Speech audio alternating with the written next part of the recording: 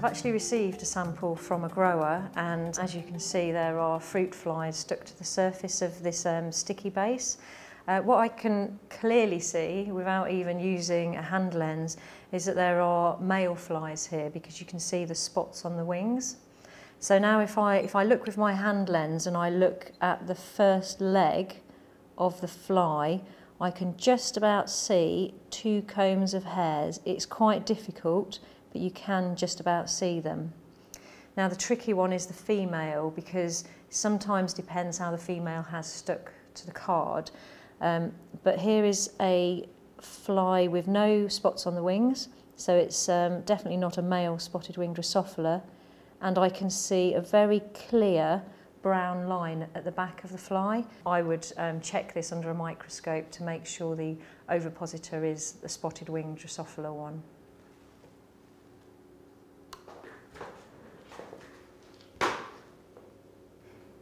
Right, so now I'm looking down the microscope and I can see that that ovipositor on the female is clearly from a spotted winged drosophila, and so therefore I can confirm this sample is positive for spotted winged drosophila.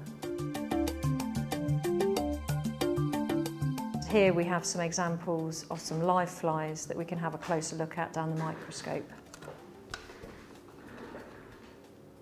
Okay, so what we're looking at here is a mixture of male and female spotted winged drosophila, and although it's very, very difficult to identify the female while she's alive, you can clearly see the spots on the males as they're walking around.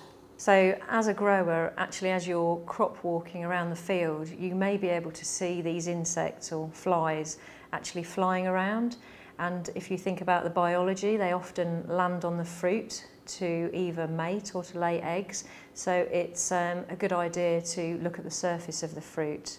It is very important that on each farm there is at least one person who becomes skilled in identifying this fly.